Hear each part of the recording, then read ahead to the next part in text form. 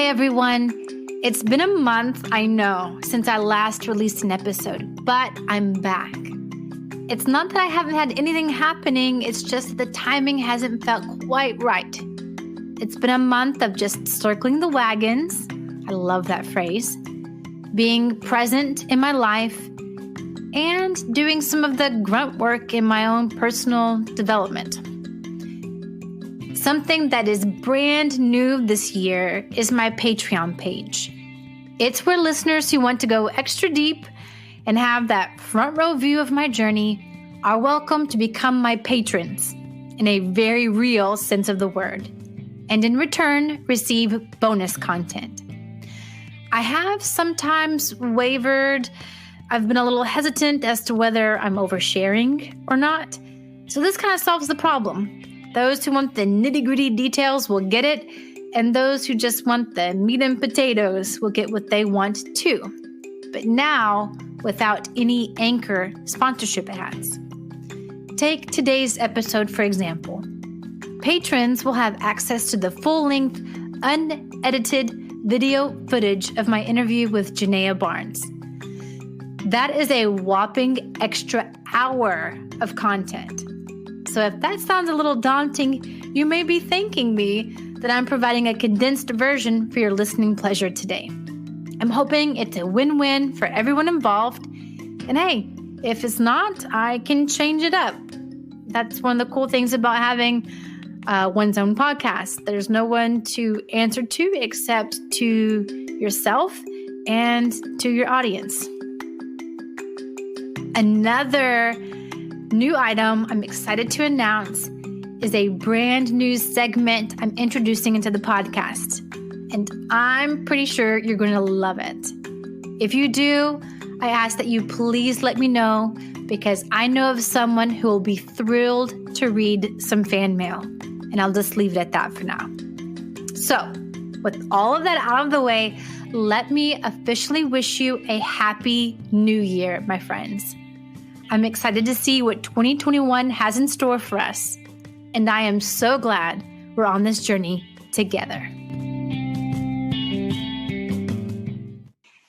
Thanks for joining me in Sheffy's Sandbox. I'm April D. Scheffler, and I invite you to play with me and my guest today, Genea Barnes. Welcome, Genea. Hi, it's great to be here. Thank you. Well, I don't think any type of get-together or meeting of souls is complete without a beverage. So in this segment, we pop into a virtual coffee house before hitting the beach. And being the benevolent host that I am, your order is on me. So what order do you give the barista? Well, if I was going to do coffee, which would be my favorite, but my body gets really cranky at me when I have coffee, I would do an almond milk cortado. But to keep my body happy, I'm going to do some Tulsi tea today. Okay, great. Well, now that we have our refreshing beverages, let's dive right in. On this podcast, we allow you to shine brightly. As Marianne Williamson said, your playing small does not serve the world. There's nothing enlightened about shrinking so that other people won't feel insecure around you. We are all meant to shine as children do. So as you play big, Genea, are there any claims to fame, times that people may have seen you or your work? Claims to fame. I've had such a weird life, and I've done a lot of things. So right now, this portion of my life, I am helping people heal and helping other people play big. Mm-hmm. And in that process, I get to play big because I get to pull together all of my experiences, all my knowledge, and really let that shine in the way that I can bring forth other people's healing, other people's things they need to move. But other things that I've done that I shined, I guess, A long time ago, I was voted Best Emerging Artist by the San Francisco Bay Guardian readers. Can I just interrupt you? What kind of artist? Like musical artist or like with paint? I Or used to be a photographer. I guess I still am a photographer. I just don't shoot that often anymore. But my eye still sees the same way in my own unique way. And I traveled the country photographing ghost bikes. I self published a book. I'm currently writing a book. So, a lot of my things right now are on the table getting ready to bloom to play my biggest. all right, our next segment is a linguistic tag. Guests are asked to choose a word or phrase that they would like to hear used more often in everyday conversation. Something that doesn't get enough play or enough airtime. And the prior guest chose abundance. So you are tasked to try to somehow fit that into our conversation today, okay? That's such an easy one. Now, you also get to choose a word for the next guest to dance with, and it could be a peculiar word that you find funny or that resonates with you.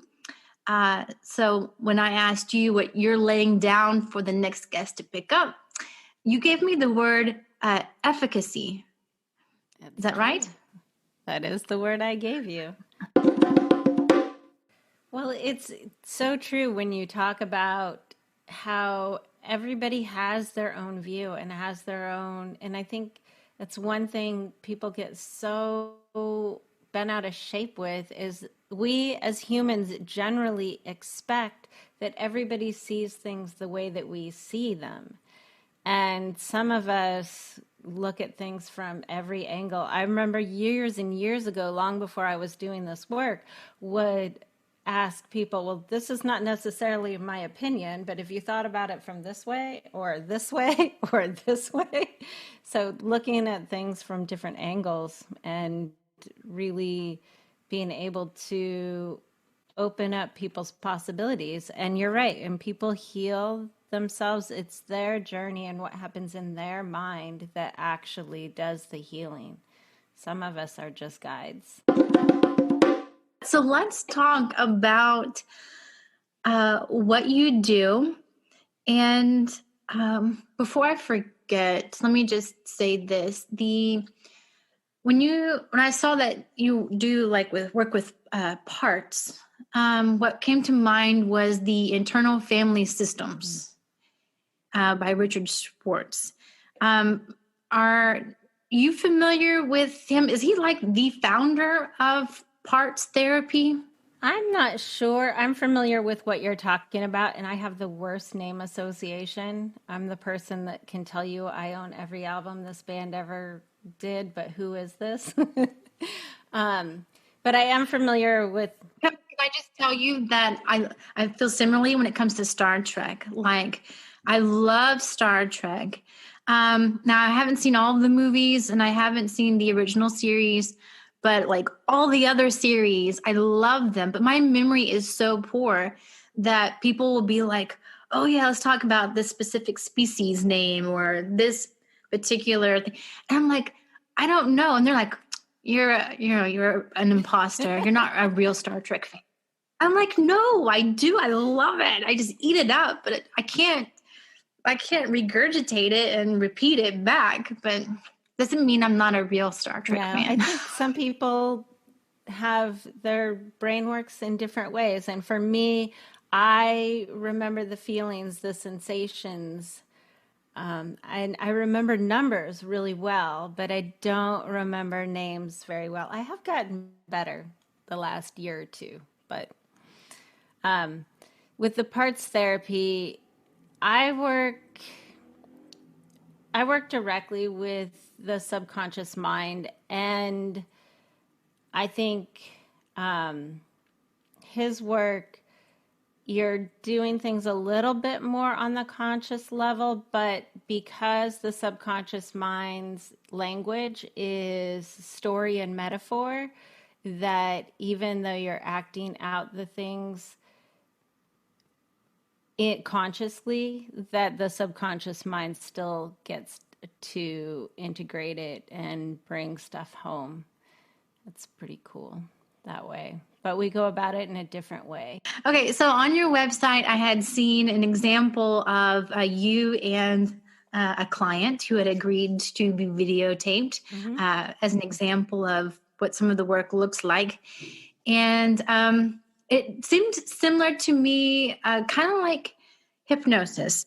Well, the two main ways that I work with people to work with the subconscious mind is through NLP and hypnotherapy. So I actually do hypnosis. I kind of interchange between the two depending on the circumstances, but basically both ways are different languages to be able to speak to the unconscious mind. Okay, And can you explain to me what NLP is? neuro-linguistic programming is what it's called. It's been around since in the 70s, I think, but it's just another way of accessing the subconscious mind and rewriting emotional content. So very similar to what hypnotherapy does. It's almost more directive and not as much of a storytelling. A lot of hypnotherapy, you get into storytelling a lot. And NLP is a little bit more directive. It almost cuts out a lot of you don't generally do deepeners. You barely do an induction, because as soon as you get your mind into a certain visual aspect, you're there and you can start to do the rewriting. Some people I have found need a little bit more, so I will drop in the hypnosis inductions and bring people deeper and deeper. Depending on if somebody has a lot of anxiety, they're going to be able to do the work the more relaxed I can get them. I will bring in some storytelling and some hypnotic suggestions, but you're absolutely right. And you don't have to be very deep. You can be in a light trance. You can be in a medium trance. I've had people dip down into a super deep trance where they don't remember everything because they're so deep in, but that's not my ideal place to work. Everything goes a lot slower. So I usually try and bring them back up to, medium or light trance. But there's a critical factor in our brain, and it's basically the default mode network, which is a circuit that comes online around age 9 or 12, and it starts, I like to call it the assumption brain. It starts basically taking things that you've seen before and drawing a conclusion. So it's like the judgment. It's like, oh, there's a saber-toothed tiger over there. There's a cave over there. Danger, safety. I don't see anything else. And so when you get into that hypnotic state, or even when you first wake up in the morning or right when you're falling asleep, you're very much more suggestive. That's why late night, or suggestible. That's why late night infomercials back in the day were always on, because people were so much more susceptible to buying at those times. So that circuit kind of drops and isn't so critical, and then you can actually tap in and do the work. Yeah, I was listening to a hypnotist on a podcast talking about her work, and she was like, some people say, I would never get hypnotized.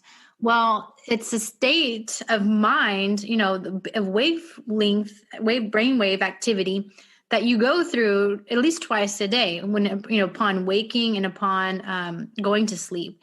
And so that's why they were saying, you are kind of you're hypnotized, like you're in a state of hypnotism, whether you are aware of it or not. And that all of these affirmation cards that you do, during the day, they don't really do a whole lot. They do so much more if you have that in your brain as you're falling asleep. to really embed it and get it into, ingrained into your psyche. So if you really want to change how you're thinking, maybe not while you're brushing your teeth, which is it's still great, but that's not the best time. Maybe, like when you're very first waking up, or whenever you're, falling asleep, to, have these things Yeah. running through your mind. Yeah, Dr. Joe Dispenza has this thing in the book that he wrote called Becoming Supernatural. He talks about doing this mind movie, and you basically make a manifestation movie of all the things that you want, and you watch it right before you go to sleep and right when you wake up. And it's that same thing. It's getting into your subconscious mind. So your subconscious mind runs the show. When we are 100% on our game and conscious and feeling good, feeling great, not tired, not depleted, not stressed out, we can be very conscious and do all the things we want to do. But the moment we get a little bit tired, the moment we feel a little depleted, the subconscious mind takes over. Starting from the time I was young, because my childhood was a little topsy-turvy, I really started paying attention to people and really wanted to understand them. And, but yeah, as a bartender, I bartended over 20 years. I really began to understand people in the depths of ways that I don't think I don't even know if some psychologists understand people the way I got to get to know them. You see people at their very best, you see them at their worst. You see them when their conscious mind is turned off. So they're operating solely in the unconscious. They're operating from their childhood wounds, their place of nobody heard me, like the person that sits at the end of the bar and is very quiet until they've had that certain number of drinks, and then they drive everybody crazy because they won't shut up. It's like those are usually people that didn't feel heard as a kid. And when you drop that conscious mind enough, that part that really wants to be heard comes out to play. So things like that, just really getting to sort of understand what makes people tick and dealing with them in their unconscious mind. I think I've been doing that for my whole life. My greatest moments behind the bar would be when somebody would come back and say, that conversation we had a few weeks, a few months last year, that conversation we had made me go out and change my life. I just wanted to stop in and thank you. I had times with one of my old barbacks, we wanted to do a show that was called Ask Your Bartender. We never followed through, but just that great understanding of people and insight into people, being able to share that. So I don't know that there was one point. There were lots of points. Another customer of mine and me, we used to talk about how I should have a YouTube channel and have people ask questions and I would answer them.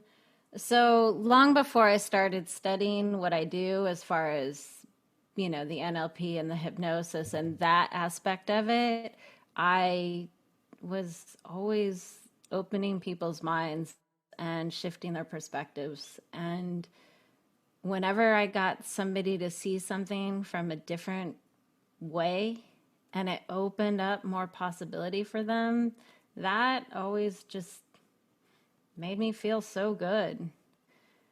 And I think I toyed with it for a while, and I even asked my astrologer, I was like, should I do this? And she was like, no. She's like, not yet. She's like, not yet. There's all this crazy stuff coming in the world, and it seems like too scary to give up she also had her own scarcity mindset. So she was like, don't give up your stable work to try something new. And so I waited about a year before I said, screw it, it doesn't matter. This is what I was born to do. This is why I'm here. I branded myself in the beginning as a life guide. And I quickly realized that I wanted to be able to do more for people. And I think because of my own traumatic background, I really wanted to be able to help move people through trauma, because it is one of the things that imprints a lot of the stories within us, a lot of our self-worth issues, a lot of the limiting beliefs, a lot of the things that hold us back. And so, as much as I can open people's perspective with conversations and questions and a lot of the ways most life coaches work, I wanted to be able to do more. And it was really important for me to be able to bring people to a place of a more permanent change, greater healing. I had spent a very long time working and doing all of the things. I did all of the things for my own healing, and some of them worked, some of them didn't. Some of them worked in ways that were very mysterious. I didn't know what they were working on. And like a year later, I'm like, whoa, wait a minute, that thing is gone, which was really cool. But the things that were the most directive and effective was hypnotherapy and NLP. And so those were the things that I chose to study because they're incredibly effective. And you can choose what you're working on. And the best and most important part is when you're dealing with trauma, you don't actually have to go in and relive the trauma. I think some of my trauma when I was working through it in therapy and traditional talk therapy, I re-traumatized myself. I was trying to remember repressed memories, so I was thinking about it so much that it just reinforced in my nervous system over and over and over again. And so I didn't want to have people have to go through that way of trying to heal it, because you don't have to talk about it. Somebody can come to me with a trauma, and I don't even have to know what it is. They can do all the healing in their mind. I just get to guide them through and be there as a safe space, being able to watch them and feel what's going on with them, so that if they are in a tough place, I can guide them out. It's incredibly powerful and super rewarding. Hi, my name is Natalie Rosna, and this is Nonsense with Natalie Corner. I have a joke for you. Why does a ballerina wear a tutu? Because a 1-1 is too small and a 3-3 is too big. And this might be a good time to, I guess, talk about teachers. I love how in the Lifestylist podcast, Luke Story ends all of his pods asking his guests this question. So we are including it. I'm including it in mine. Who have been 3 teachers or teachings in your life that you might share with our audience that they could go research and also learn from? My first major, big, influential teacher was, I was 27, 28. And it was not that long after a really devastating breakup. And it was my very first, after that breakup, was my first step into conscious healing. I chose for the first time in my life to feel my feelings, which I had stuffed them my whole life. Mm-hmm. But I started doing yoga with this man named John Marino. And it was such a hoot. That's such a funny word. But at age 29, he was in a wheelchair with rheumatoid arthritis, HIV, Hep C. And when I met him, he was in his 60s and was spry, dancing around. He was so funny and such like a character, but really amazing man. And he really worked with people to the way he used to say it is, I work with people to get their bodies ready to do yoga.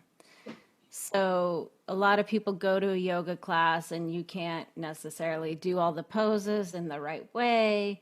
And he really breaks everything down. We might only do one yoga pose in the whole day, but he would stretch every muscle needed to be able to do that yoga pose the very best you could.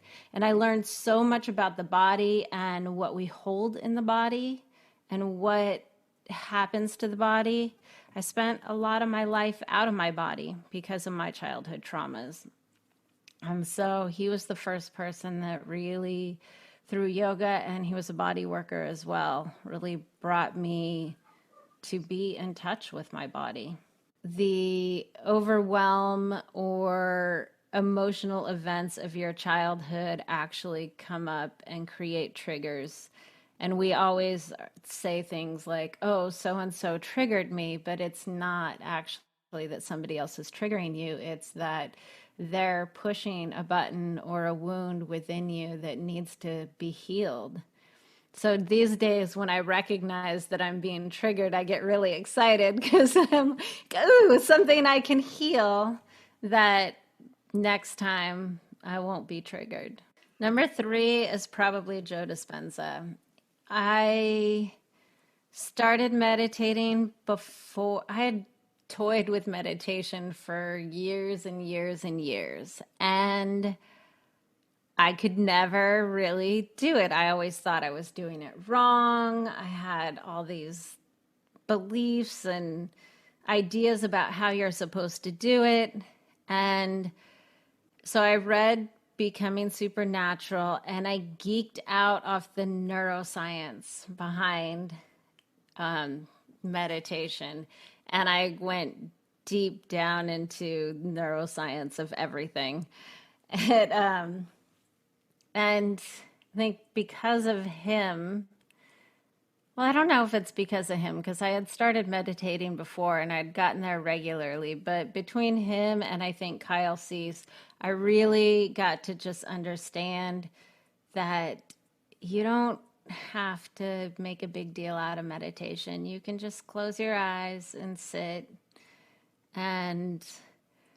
But for what really inspired me, I think, was the neuroscience and getting into understanding that the brain is changeable and we don't have to be a certain way all of our lives. People always say, well, that's just how I am. And that's great if that's the way you want to stay, but you can totally change who you are. You don't have to be a certain way just because your previous experiences or somebody told you that you're a certain way. You don't have to stay that way if you don't want to. I think people get so hung up with the idea that we have to sit there for a clear mind for however long. And I mean, I sat for 2 hours today. Was my mind clear that whole time? No way.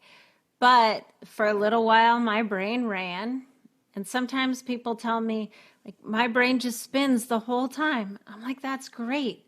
Sometimes you've got to take a dog out to the park to run it so that it can be calmer the rest of the day. Like, letting your brain just do what it's going to do is fine. The only thing I ever tell people, if they're sitting with like eyes closed, and if an uncomfortable feeling comes, and this is a lot of times people jump out, it starts to feel uncomfortable, so they'll jump out. If an uncomfortable feeling comes, whatever you do, just sit through it, get to the other side. It will only take a minute or two. It is usually some stored emotion in your body that has been there that is about to release. If you jump out right as it's about to release, sometimes that emotion's just going to sit on the surface for you the rest of the day and you might feel irritated. If you wait till it gets to the other side, you are literally training your nervous system that you're not going to die. Oh gosh, it goes back similarly, right, to the cold shower. therapy, the cold water therapy. Right. That's the whole thing behind it, is that you're training your neurological system uh, and your mental capacity. I'm not dying. Exactly. So it's super powerful, and it usually lasts about 90 seconds because the physical reaction of an emotion in the body is 90 seconds. I did not So know that. usually we think like, what are you kidding me? I've had emotions that have lasted 10 years. But it's because we feed the emotion a story. And when we feed the emotion a story, it keeps winding through the nervous system over and over and over again. But a lot of times in meditation, when that uncomfortable feeling comes up, it is just an emotion that's moving, and we often don't have a story attached to it. So it literally will move in about 90 seconds. It's pretty cool. And it helps to get your nervous system out of fight or flight. And more people than even have any idea are in fight or flight. Their nervous system, anyway. They might not be running all the time, but their nervous system definitely is acting like it is. So in the parts therapy, you can correct me if I'm wrong, but what you're doing is getting them a little subconscious, where they're not in a completely analytical thinking mind, because again, that's not where you said is that's not where the real changes are made. It's in the wounding, the subconscious, where that's the pattern, the programming, right, that we all act from. So once they're in this subconscious awareness, can you kind of just do a quick breakdown of what parts therapy looks like? Because I could blunder through it, but I'm just going to let you. So the one of the video that you saw, we were working on control issues. And so I asked her to connect with the parts of her that like to control things or have control issues of sorts. And not always does an issue have she came up with, there were 12 parts that, and I was like, okay, for this demonstration, that's going to be way too long, is what I said in my head. So we're going to work on 4. So I asked her to connect to the 4 parts that were the strongest, basically. But ultimately, when I do this, you can work with one part at a time. And so if you were going to say, if you didn't like sugar, if you didn't wanted to stop eating sugar, but you have a hard time not eating sugar, so we would work on the part of you that wants sugar. And you ask that part, because here's the thing. Everything we do, there's a positive purpose behind it. And even if it's causing some terrible thing, like, you're trying to get healthy, you have diabetes or something, but that part that loves sugar is looking for a positive thing for you. So when I worked on the part of me that loved sugar, and I asked it what it wanted what was its positive purpose, and its positive purpose was love. And there's always multiple layers. So it's love, and then I don't remember what else, but it could be from love. Once it has love, then maybe it could be able to relax. And then once it gets to relax, then maybe it has peace. And once it has peace, then maybe it gets oneness. And you keep going until it gets to the core state of what this part really wants. So for me, I think it was oneness, actually, in that particular thing. And you flood that feeling, that sensation with the body. And then you ask then you come back down the thing with the oneness in your body. Now, how does that transform and change peace. And, you as the person experiencing would see that and acknowledge that it has shifted the way you looked at peace. And then with oneness in the body now, how does it transform, what was before peace? Relaxing. And then you would see how you would be feeling this in this state of oneness, and you would see how it transformed the relaxing. And then you would see how it transformed love.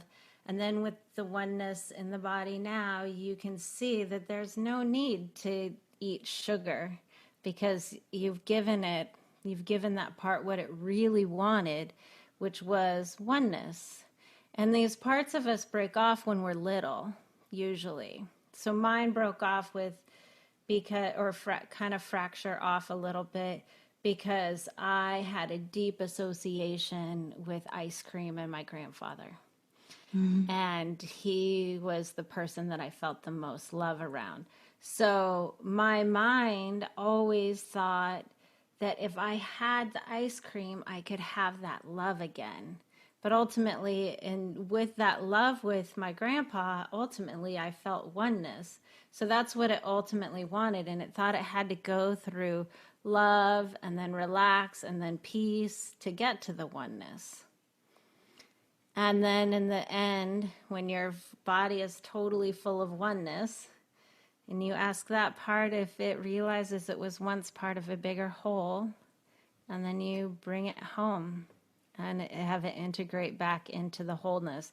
And the thing about parts therapy work is I can still eat sugar, of course, and I can still enjoy it, but I don't have that insatiable need, because it's just sugar. And now that part is operating with all my 47 years of experience and resources, instead of the 4-year-old Genea that only knew how to get love. Oh, I love to describe the complete trauma response to people, because a lot of people don't really understand. But if you imagine a spider just jumped on you, you freak out first, you get it off. So you have the fear, then you fight it off. And then once it's on the ground or away from you, you still shake, and you get the heebie-jeebies and shake it off, right? That is a complete trauma response. And most of us, whether it be whatever the trauma is through stress or whatever, we stop at some point in there. Maybe it's just the point when you first see the spider or whatever it is. Or maybe it's after you fight it off, but you don't let it move through the body the rest of the way and then it creates triggers, it creates behaviors, it creates stories.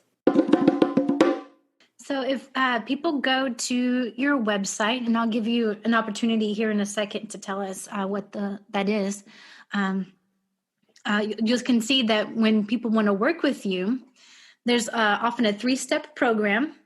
There's 3 steps, right? Yep. And can you go through those quickly with us? Sure. So the first stage is the clearing stage. And this is where we go through, we clear out the trauma, we clear out, if you have excessive anger or anxiety or a lot of fear or sadness, we clear out those emotional responses. And that in itself, just that really brings down your excessive emotional reactions down to 70%. So we clear out the traumas, the excessive emotional reactions. We start to look at the beliefs and what beliefs are not serving you. And so we rewire that stuff to open up and give you more possibility. Money beliefs are so layered. There's money is evil, rich people suck.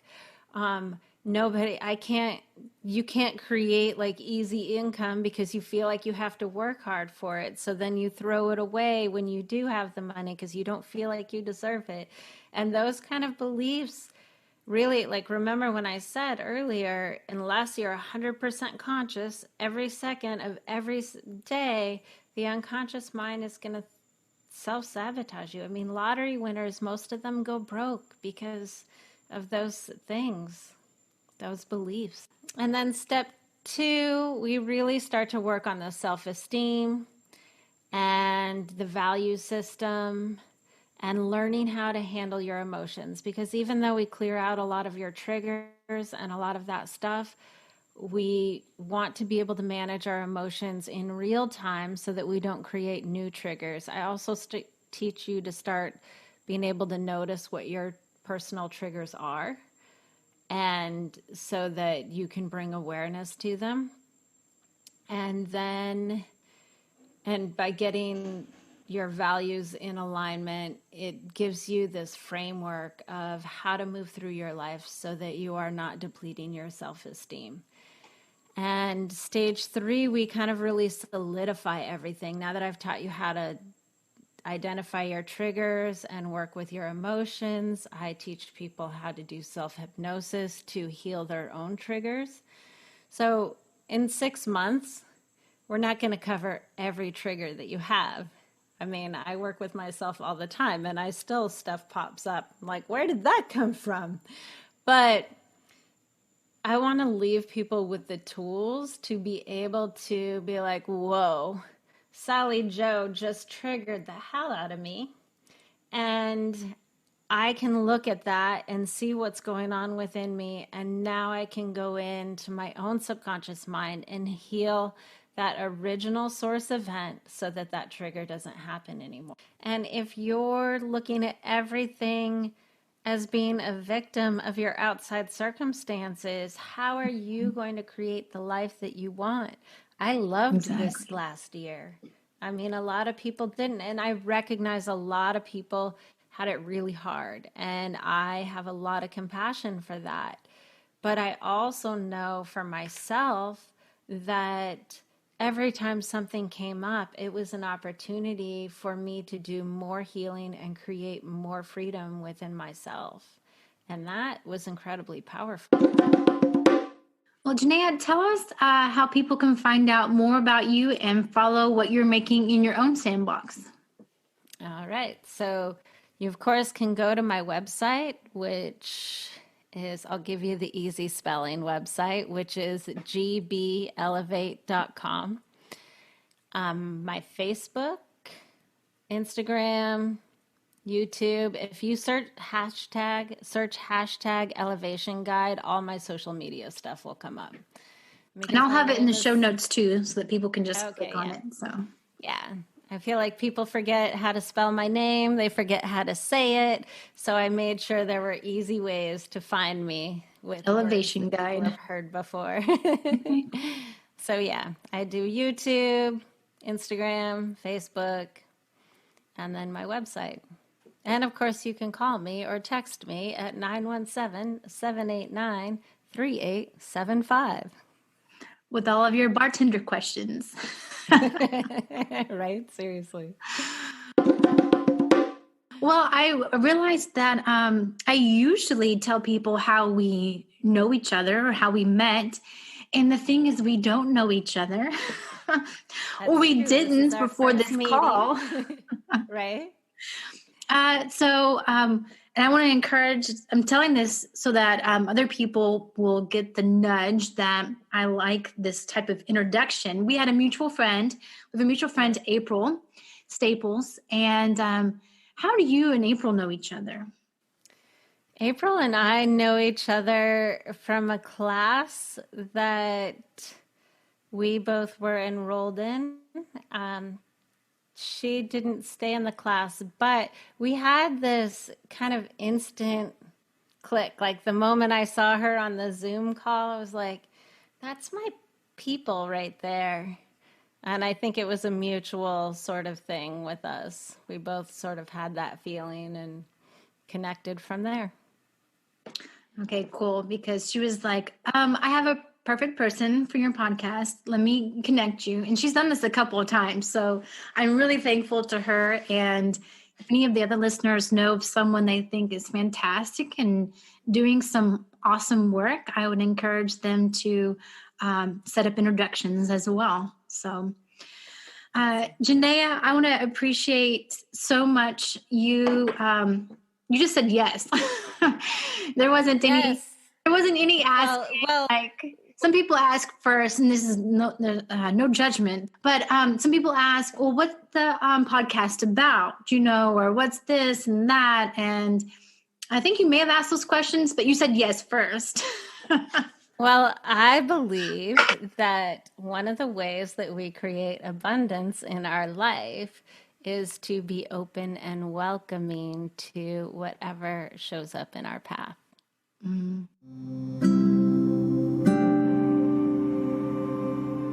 Well, I appreciate you showing up in my path and saying yes, and explaining a little bit more about parts therapy to all of our listeners. Awesome. Thank you so much. This has been so much fun for me. All right. Well, thank you, Genea, so much for joining me in Sheffy's Sandbox. And to everyone, much love.